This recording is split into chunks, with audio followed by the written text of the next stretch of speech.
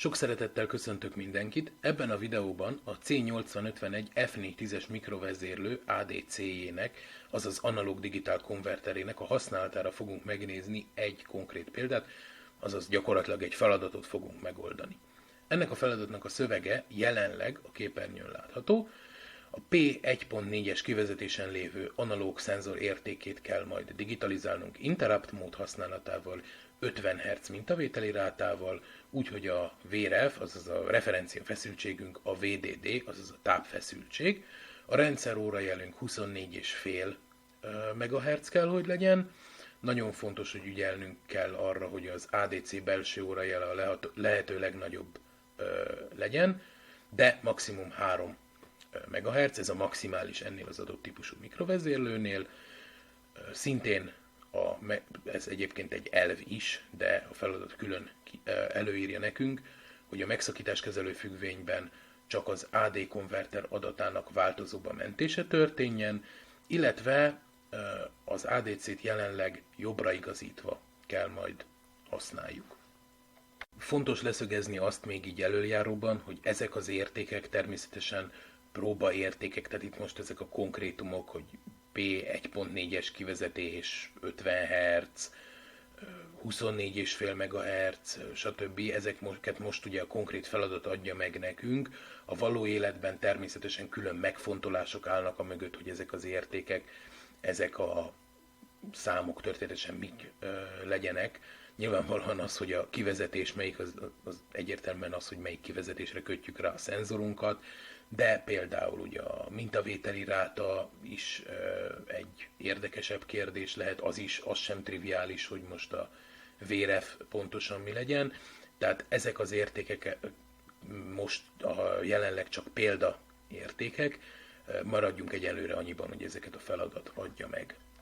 És természetesen az, hogy a konkrét kivezetésünkre egy analóg szenzort, azaz egy valamilyen analóg jelet kimenetként szolgáltató szenzort kötünk, természetesen az sem feltétlenül van így, lehet potenciométer, vagy valamilyen másmilyen feszültségosztó kimenete, bármilyen más analóg érték, amely nem feltétlenül logikailag magas, illetve logikailag alacsony értéket vesz fel.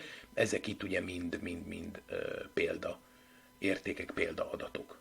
Folytassuk a feladatunk megoldását a konfigurációs állomány előállításával. Természetesen ugye kell készítsünk egy új projektet első lépésben. Majd ugye ezen belül a szokásos első lépésünk ugye a watchdog timer kikapcsolása lesz.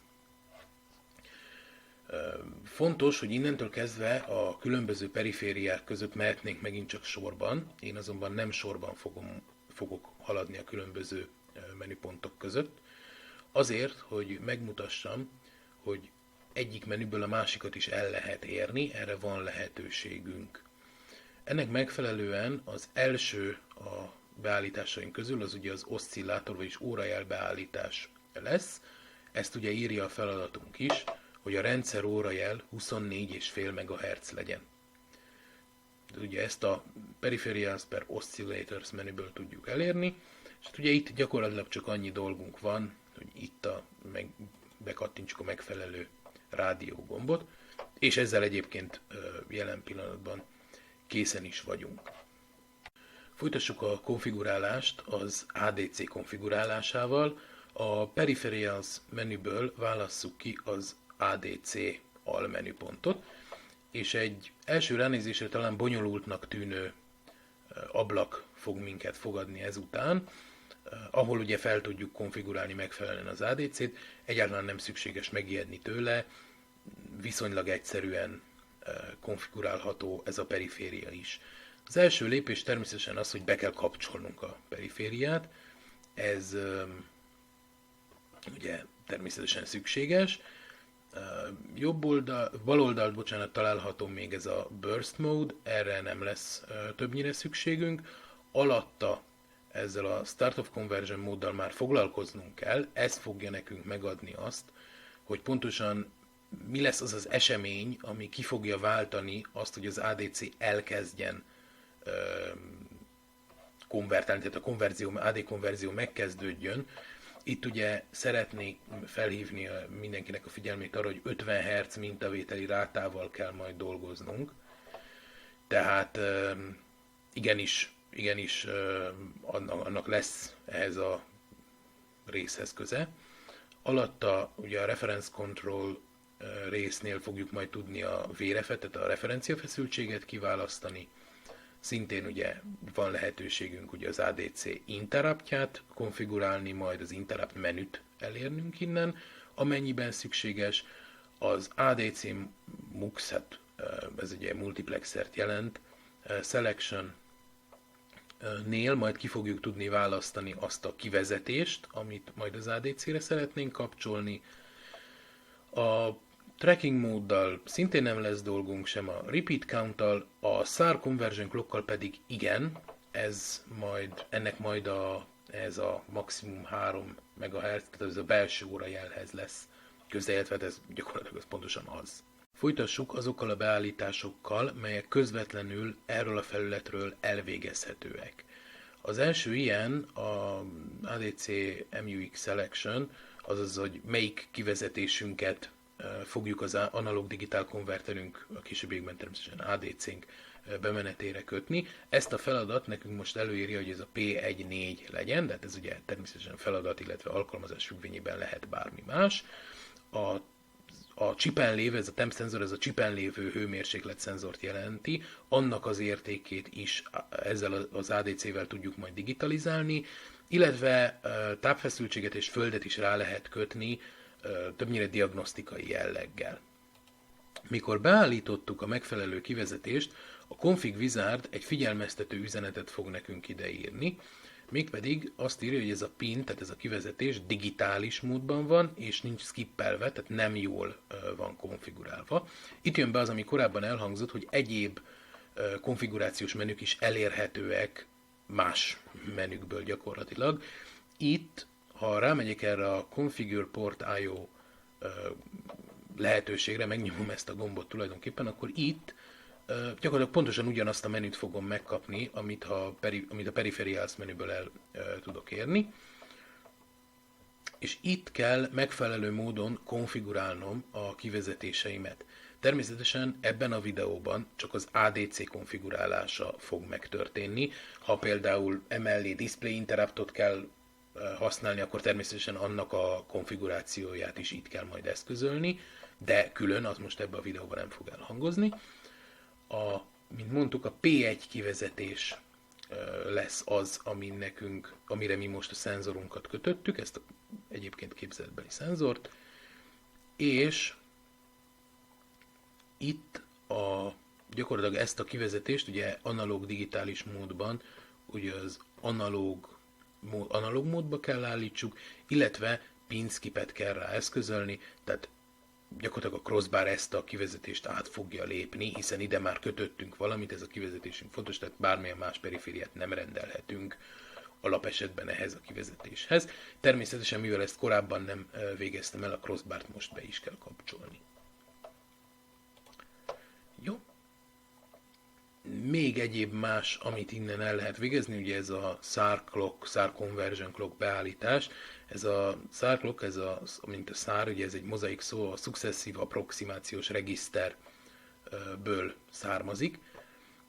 Gyakorlatilag, ha itt rámegyek a Change SAR gombra, akkor itt meg tudok adni egy valamilyen frekvenciát, hogy pontosan mit szeretnék, hogy ez mennyi legyen.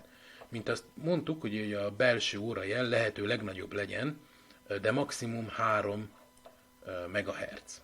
Most írjunk be ide 3 MHz-et, azaz 3 milliót.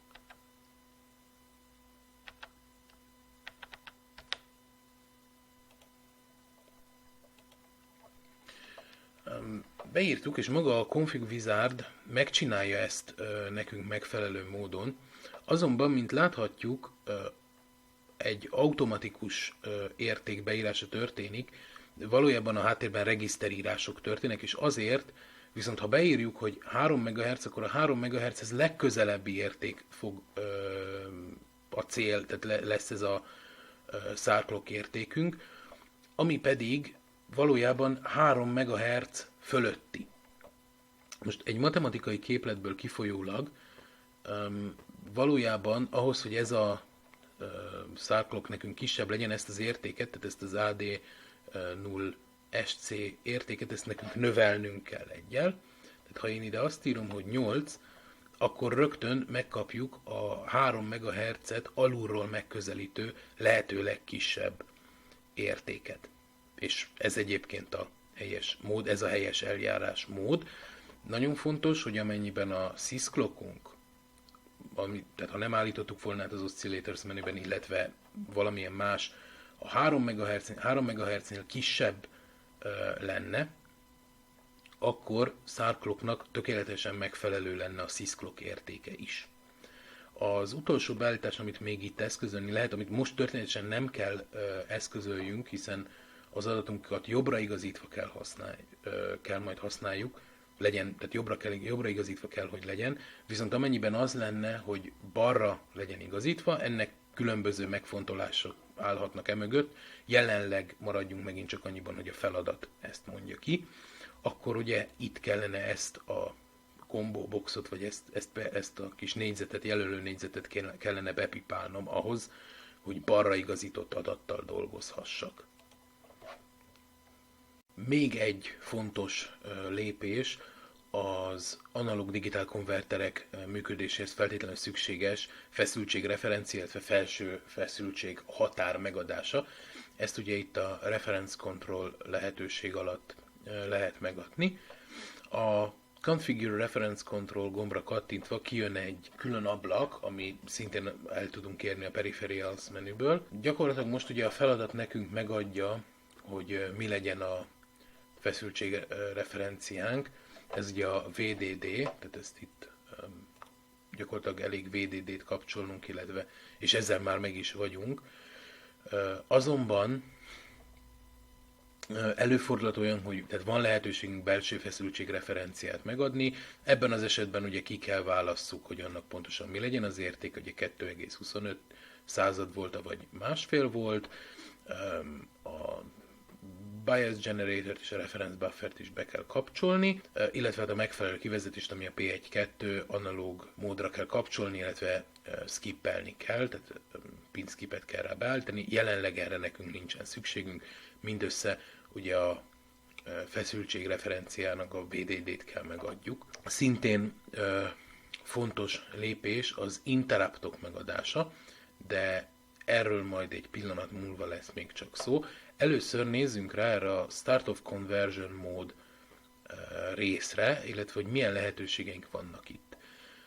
Van lehetőség arra egy regiszterírásra, hogy egy regiszterírásra beállítani, hogy egy regiszterírásra kezdődjön a konverzió. Van lehetőségünk 2 darab, a Timer 2, illetve Timer 3 overflow-jának a beállítására, illetve valamilyen külső jel felfutó éle is el tudja indítani a konverziós folyamatot. Alapvetően a fél év során nekünk ebben a középső 2 lehetőségből kell majd valamelyik, vagy a Timer 2, vagy a Timer 3 overflow. Ha a feladat nem mondja meg, akkor tetszőleges, hogy ez történetesen melyik legyen. Jelen esetben legyen ez mondjuk a Timer 3. Azonban ezzel ugye még nem vagyunk kész. Tehát ugye azt, hogy beállítottuk, hogy a Timer 3 overflow-jára, tehát túlcsordulására kezdődjön meg egy ilyen analóg-digitál konverzió, az nem elégséges ahhoz, hogy természetesen, hogy 50 Hz mintavétellel, illetve bármilyen kért mintavétellel történjen meg a mintavételezésünk. Mondjuk azt, hogy oké, tehát ezt fogadjuk el a beállításokat, és menjünk rá a Timers almenüre. Itt ugye gyakorlatilag a timert a szokásos módon kell majd konfiguráljuk, a Timer 3 fülre kattintva, ugye az Enable Timer opciót kell bepipálnunk, illetve ide be kell írnunk pontosan ugyanazokat az értékeket, amiket bármilyen más timer használt esetén, természetesen auto-reload módban beírnánk. Ezeket ki kell számolni, más videókban már ez szemléltetésre került, én most magamnak kiszámoltam előre. Ez a megfelelő érték ahhoz, hogy természetesen 24,5 MHz-nél 50 Hz-es túlcsordulási rátát érjünk el, az ugye 60, az 6.0 és 7E lesz, ez természetesen ugye mindkettő regiszterbe be kell írjuk. Ezzel ugye itt meg vagyunk, és térjünk vissza az ADC fülre. A timerünket megfelelően konfiguráltuk, viszont kérdéses, van még egy témakör, ami kérdéses, az ugye az interruptok köre. Interruptok kérdésköre. Természetesen ugye engedélyeznünk kell, hogy bármelyik interrupt lefusson, illetve engedélyeznünk kell az ADC interruptját. Nagyon fontos viszont, hogy ebben az esetben, tehát ilyen esetben a timer 3 interruptját nem kell engedélyezzük, tehát interruptra nincs szükségünk. Ezzel a konfigurációs állományunkat elő is állítottuk, már csak gyakorlatilag a mentésekre van szükségünk, ugye elmentjük magát a projektet egy megfelelő mappába, természetesen megfelelő névvel, és elmentjük a konfigurációs kódunkat is, szintén megfelelő névvel. A feladat második nagyobb lépése pedig természetesen a szokásos projekt előállítása, ezen belül is ugye a feladatot megvalósító C-kód előállítása lesz. Természetesen létre kell hozzunk egy új projektet, ki kell válasszuk megfelelő mikrovezérlő típust, be kell lépjünk ugye a megfelelő mappába, azon belül kell. Jó fontos, hogy megfelelő nevet adjunk a projektünknek, illetve ugye egy C source file-t is létre kell hozzunk, ezt valamilyen névvel, én ugyanazt a nevet adom neki, mint a projektnek. Itt ugye a File Explorerbe bal oldalon be kell másoljuk a megfelelő fájlokat. Én ugye már a különböző header fájlokat elkészítettem, illetve bemásoltam a megfelelő mappába, illetve hozzá kell adjuk a megfelelő C fájlokat, ugye a config1.c az, amit korábban elkészítettünk, a feladat 1.c pedig az lesz, ami megvalósítja a feladatot. Ezeket a C fájlokat természetesen a buildhez is hozzá kell adjuk. Utolsó feladatunk pedig magát a feladatot megvalósító C-kód előállítása lesz, ezt ugye a feladat 1.c-be fogom én megvalósítani. Már előre elkészítettem, be is másolom a megfelelő header fájlok inkludolását elvégző, illetve magát a main függvényt tartalmazó C-kódot. A feladatunk a main függvény kiegészítése lesz, illetve egy ADC interrupt előállítása lesz. Kezdjük az ADC interrupttal.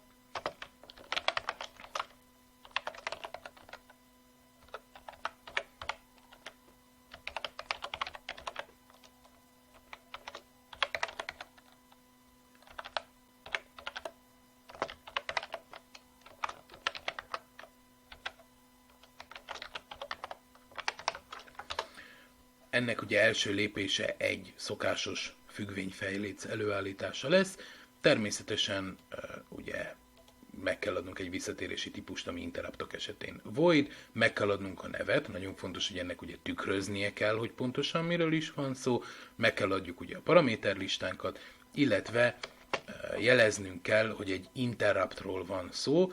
Ide természetesen ugye lehetne számot is írni, de jelenleg ugye erre van konstansunk definiálva, ez pedig ugye az int adc0 eoc konstans. Ez ugye jelöli magát azt is, hogy ugye interruptról van szó, az adc 0, tehát egy adc, ebben a mikrovezérlő típusban egy van interruptjáról, illetve azon belül is ugye az end of conversion, tehát ugye a konverzió végét jelző flag fog majd nekünk jelezni, hogy az interrupt rutint kell végrehajtsuk. Nagyon fontos, tehát ugye már most látni lehet a működését, tehát timer 3, jelenleg timer 3 valamilyen timer overflow-ra megtörténik, elkezdődik a konverzió, és utána, mikor az a konverzió befejeződik, meghívódik egy interrupt. Magában az ADC interrupt függvényben nagyon kevés dolgunk van, gyakorlatilag csak egy változóba kell kimentsük az ADC értékét.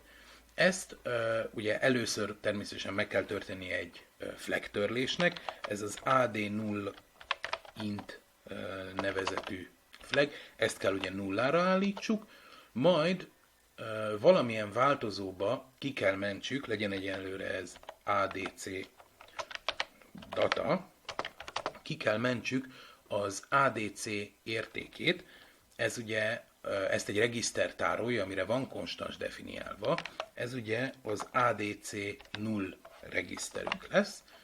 Nagyon fontos, hogy természetesen ezt az ADC data változót létre kell hozzuk, mivel ez interrupt, tehát ISR-ben, tehát interrupt service routine-ban fog változni ennek az értéke, ezért volatile kulcsszóval kell megadjuk, és nagyon fontos még az is, hogy ennek a mérete mi legyen, ez nem egy egyszerű karakter, ez nem 8 bites érték, hanem 16 bites érték minden esetben.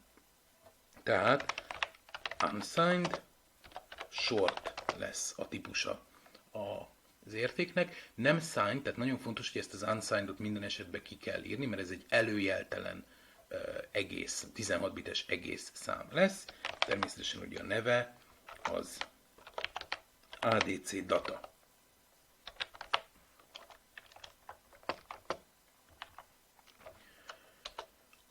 Ezek után gyakorlatilag az ADC interrupt rutinnal készen vagyunk, azonban magával a kóddal még nem. Ugyanis ez egy 16 bites szám, mivel 8 bites mikrovezérlőnk van, ezért nem elemi művelet egy ilyen egyenlőség jel. Ennek, illetve más művelet, amit majd egy 16 bites számmal fogunk végezni, ez nem egy elemi művelet. Ez azt jelenti, hogy ha közben jön valamilyen interrupt, akár magának az ADC-nek az interruptja, elsősorban az fog minket érdekelni, akkor előfordulhat, hogy nem megfelelően frissült érték lesz benne nekünk ebben a változónkban. Tehát fut a programunk, valami történik, teljesen mindegy, hogy mi, jön egy ADC interrupt, és előfordulhat, hogy pont olyan művelet közben érkezik ez az ADC interruptunk, hogy a felső 8 bitje például ennek a változónak már nem aktuális, az alsó 8 bit pedig már igen, tehát közben gyakorlatilag művelet közben felülírja az ADC interrupt ezt az értéket, ez előfordul, ez a magyarázatnak a lényege. Ennek megfelelően ezt ki kell mentsük egy másik ideiglenes változóba. Annak a típusa ugyanaz lesz, legyen mondjuk temporal data, azaz ideiglenes adat, és ebbe fogjuk, ez nem lesz volatile, mert ugye ez nem interrupt routine-ban fog változni, és ebbe kell majd kimentsük az ADC-nk értékét. Ezt a while ciklusban kell megtennünk, és használnunk kell az úgynevezett critical blokkot.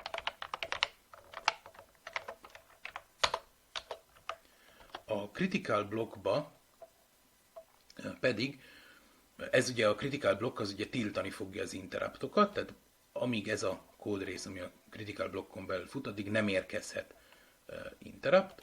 Bocsánat, ugye a szabványnak megfelelően a kapcsoló zárójelet új sorba írom, és gyakorlatilag semmi más feladatunk nem lesz, mint az, hogy a temporal datába belerakjuk, tehát beletöltjük az ADC data értékét.